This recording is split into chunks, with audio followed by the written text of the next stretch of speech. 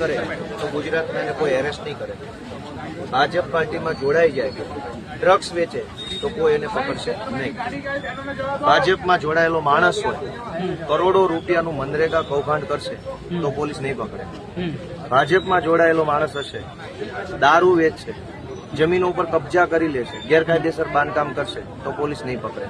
પણ ભાજપમાં નહીં હોય અને ચૈતર વસાવા હશે, વિરોધ પક્ષમાંથી ધારાસભ્ય પણ હશે, જો અવાજ ઉઠાવશે ભ્રષ્ટાચાર સામે, ખોટું થતું હોય ત્યાં અવાજ ઉઠાવશે, જનતા માટે બોલશે, તો મામૂલી કેસમાં પણ પોલીસ એને પકડી અને જેલમાં પૂરી દેશે. આ ગુજરાતનો કાયદો છે. ગોપાલભાઈ, કયા નેતાના ઇશારે તમને લાગે છે આ ફરિયાદ થઈ છે? કેમ કે રાત સુધી એવું કહેવાય છે કે કમલમથી આવા આદેશો અપાઈ રહ્યા હતા. તો શું માનો છો આ ઘટનાને? આ નર્મદા પૂરતી સીમિત છે કે પછી ગાંધીનગરથી આ પ્રકારની વાત સામે આવી રહી છે? મૂળ મુદ્દો એટલો છે કે ગુજરાતમાં બળાત્કારીઓ, ડ્રગ્સ વેચવાવાળા, દારૂ વેચવાવાળા, સરકારી અનાજ ખાઈ જવાવાળા, જમીનો પર કબજા કરવાવાળા, ઊંચા વ્યાજે રૂપિયા આપી અને આત્મહત્યા કરવા મજબૂર કરવાવાળા, એને પકડવાનો કમલમમાંથી ફોન કેમ નથી આવતો? CR પાટીલ કે હર્ષ સંઘવી ક્યારેય એવો ફોન કેમ નથી કરતા કે આ ડ્રગ્સ માફિયાઓને પકડી લો? એ બંનેને કેમ એવું લાગે છે ચૈતર વસાવાને એરેસ્ટ કરી લે? તો ગુજરાતની જનતા જોવે છે, જાણે છે, અને જેમ જેમ હવે દિવસો આગળ જશે એમ એમ નવો નવો સારો સહયોગ મળશે. ચૈતર વસાવાને ભાજપમાં પણ લાવવાના પ્રયાસો આવી રીતે કરવામાં આવ્યા હતા. અગાઉ પણ તેઓ કહી ચૂક્યા છે કે મારા ઉપર કેસો કરાયા. મને કીધું કે તમે ભાજપમાં આવી જાઓ તો કેસો પરત ખેંચાઈ જશે. ગુજરાતમાં જયારે પાટીદાર આંદોલન હાલતું હતું ત્યારે હાર્દિક પટેલ ઘરથી બહાર નીકળે ને તો પોલીસ એરેસ્ટ કરી લેતા. બધાને યાદ છે, અમે તો હતા જ ભેગા. એક ડગલું ભરે તો કેસ થઈ જતો હતો, જોરથી બોલે તો કેસ થઈ જતો હતો, ખાંસે તો કેસ થઈ જતો હતો. જેવા CR પાટીલના હાથે શુદ્ધિકરણ પ્રક્રિયા કરીને ભાજપમાં જોડાયા તો આજે એના બંગલાની બહાર પોલીસની સિક્યોરિટી છે. એનો અર્થ એવો થયો કે ગુજરાતમાં બે કાયદા છે, એક ભાજપ માટેનો કાયદો ને એક આમ જનતા માટેનો કાયદો. ભાજપનો કાયદો એવો છે કે ભાજપમાં જોડાઓ, બળાત્કાર કરો, ડ્રગ્સ વેચો, દારૂ વેચો, જમીન પચાવો, કોઈ વાંધો નહીં, પાટીલ બચાવી લેશે, સંઘવી બચાવી લેશે. જો ભાજપમાં નથી તો તમે જોરથી ખાંસી ખાશો તો પોલીસ તમને પકડી જશે. આ ચૈતરભાઈ વિરુદ્ધમાં આરોપ શું છે? કાચનો ગ્લાસ ફેંક્યો એવો આરોપ છે. કાચનો ગ્લાસ ફેંક્યો એમાં 307 લગાવી દીધું. ફેંક્યો ના ફેંક્યો પછીની વાત છે, પણ ધારો કે ફેંક્યો તો ગ્લાસ ફેંકવાની કલમ કઈ હોય? તો ગુજરાતમાં બે કાયદા છે. ભાજપમાં જોડાઈને બળાત્કાર કરો તો માફ છે, ભાજપની સામે રહીને પાણી પીવો તો ગ્લાસ પકડવાનો ગુનો છે.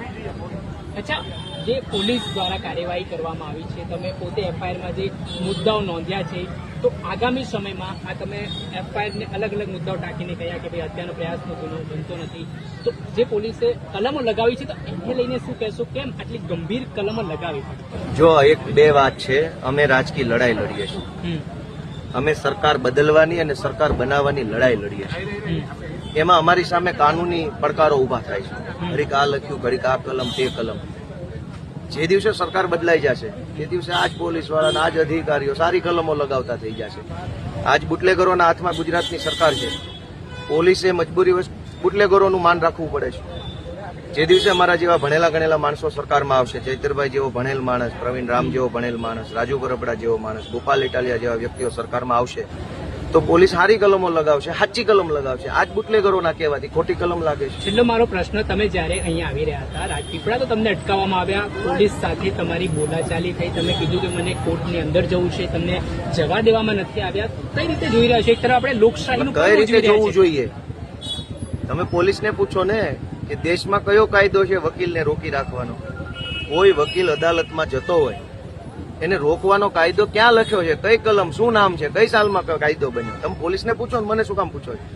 મેં એમ કીધું હું વકીલ છું, હું અદાલતમાં જાઉં છું, એ મારો અધિકાર છે. પોલીસ કોણ છે મને પૂછવા વાળા કે કોના વકીલ છો ને કોના નથી? હું ગમે એનો વકીલ હોઉં. હું આરોપીનો વકીલ છું, હું ફરિયાદીનો વકીલ છું, હું સાક્ષીનો વકીલ છું, હું પંચોનો વકીલ છું. પોલીસને શું લેવા દેવા છે? એવું કોણે એને હક આપ્યો પૂછવાનો? કેમ પૂછે કોના વકીલ છો? અને અદાલત કોની છે? ભાજપની અદાલત છે કે સરકારની અદાલત છે? અને વકીલ અદાલતમાં નહીં જાય તો હવે ક્યાં જશે? પોલીસ સ્ટેશને આવવા દેતા નથી, મામલતદાર ઓફિસે આવવા દેતા નથી, પ્રાંતમાં ઘૂસવા દેતા નથી, સડકો પર ઉભા રહેવા દેતા નથી, અદાલતમાં જઈએ તો ત્યાં આવવા દેતા નથી. તો જવાનું ક્યાં? બુટલેગરો પાસે? કમલમમાં જવાનું?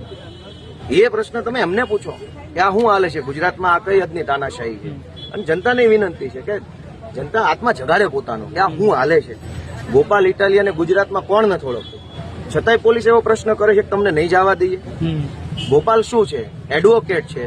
વિસાવદરની જનતાએ જનપ્રતિનિધિ બનાવ્યો છે. બધાને ખબર છે, પછી કેવી રીતે રોકવાના?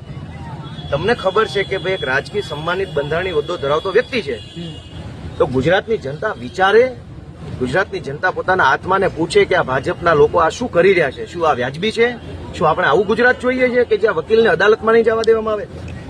તો એ મારી જનતાને અપીલ છે કે જાગો, વિચારો, આત્માને જગાડો અને જુઓ ચૂંટણીઓમાં. ગોપાલભાઈ, અને એક વકીલ પણ કોર્ટમાં આવ્યા હતા, તે દરમિયાન પોલીસ દ્વારા અંદર નતા જવા દેવામાં આવ્યા, દંડવત પ્રણામ કર્યા અને હર્ષ સંઘવીને ફોન કર્યો, ત્યારબાદ અંદર જવામાં આવ્યા. એમને એનો અર્થ તો એવો થયો ને કે હર્ષ સંઘવી કાયદો ખિસ્સામાં લઈને ફરે છે. એનો અર્થ તો એવો થયો. એટલે હવે અદાલતમાં જવાનું, સંઘવીને પૂછવાનું. કાયદા નામની કોઈ અસ્તિત્વ નથી. કાયદામાં લખ્યું હોય કે જવા દેવાનું તો જવા દેવાનું, ના પડે તો ના જવા દેવાનું. પણ હવે સંઘવીને પૂછીએ ને સંઘવી કહેશે તો જ જવા દેવાનું. એનો અર્થ તો એ થઈ ગયો કે કાયદાનું શાસન નથી, હવે લોકશાહી નથી, સંઘવીશાહી આવી ગઈ ગુજરાતમાં. ચાલો. ખૂબ ખૂબ આભાર.